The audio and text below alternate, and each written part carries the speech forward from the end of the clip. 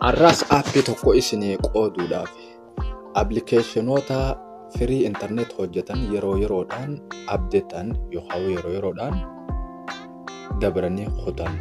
Kana keessaa immoo nuti yeroo isaan kutaniis waan itti fayyadamnu waan hin qabneef barbaanna. Hogguu arganne immoo waan itti arganne isiniif qoonna.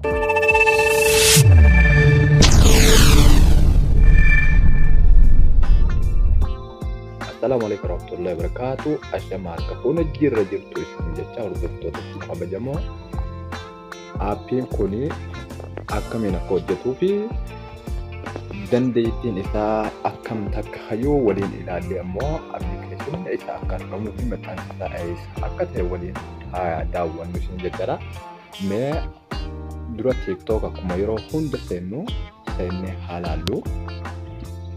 Fakkeenyaaf amma liivii irra haa dhufnu. Liivii kanatti ni amanta jayyaadha. Liivii hogguu seennu ni hojjeta. Akka inni hojjetu dhibbatti argitan. Akkuma kana immoo yeroo YouTube laaluu feenes asumaan gaseenne hojjechuu dhabuusaa viidiyoo irratti dhoofnee mirkaneessina. Viidiyoo irratti dha'uu baannullee erga ibsee hojjechuu isaanii argitan jayyaadha. Haa ta'u immoo hordoftoonni kabajamoo hogguu karaa kana dhuftan sabiskiraayib gootanii laayik viidiyoo isaanii godhuu hin dadhabinaa isin jechaadha. Mee garagallee appilikeeshiniin kun eessatti maxxanfamee akkam hojiin isaa kan jiru waliin haa ilaallu. Appilikeeshinii kana hamma tokko ni beektan jayyaadha. Telegiraaman seenna. Telegiraam hogguu seentan immoo Telegiraama gadaa Oroo haal lammaffaadhaa irratti maxxansee jira. Liinkiin isaa achirra jira waan ta'eef asirraa laallattanii yeroo as dhuftan inni kun haanuma duraan itti fayyadamaa turtanii tuneelii kana TM'dha. TM kanatti fayyadamaa. TM kun amma abdeettee jira. Haanuma duratti jettanii hin dhiisinaa. Fakkeenyaaf amma isa kanaaniin fayyadamaa jira waan ta'eef isin install gootanii anammoo install godhan jira. Hunoo hojjechuu jiraachuu isaanii argitan waan ta'eef sunuu dilas isin hin barbaachisu. Fakkeenyaaf isa kana yooniin ammaa tana dhaamsee wanni reefuun tana hojjetu sun guututti hin hojjetu. Amma hin hojjetu. Serveriin isaa akkuma ilaaltanii gartan kana zen firii waan asirraa kana isinuu ni gartan kun himinsa hin barbaachisu. Kana kan firii ta'e isinumaa itti guuttata ammoo warreen moobaayiliidhaa amma dura maallaqaan maletti hin jiru.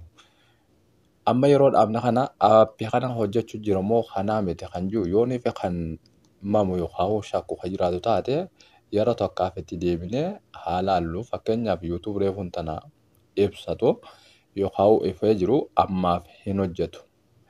Kana jechuun mirkanii viidiyoo kana isinii mirkaneessuu fi malee waan biraati miti. Amma aappii kanatti deebinee hogguu dalagsiifnee hoo akkami kan jiru haalaallu. Amma YouTube dalaguu didde suni zen tokkoffaarratti amma kanumarratti hin dhawaa. Saffisa olaanaadhaan hojjeta. Isinillee rakkisu isa kana amma durallee itti fayyadamaa jiraachuun keessan ni mala warreen asii duraa jechuudha. Idduudhaan kutee dhufe. Amma hojii isaa ni hojjetamu hin hojjetu waliin ilaalla. Laaltanii kuma gartan kunoo dalagee jira YouTube jechuudha.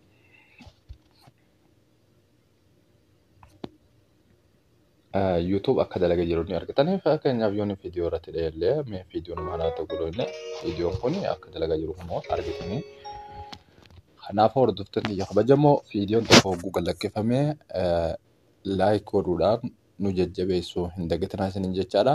Viidiyoo biraatiin hamma walitti deebinutti nagaannaaf oola.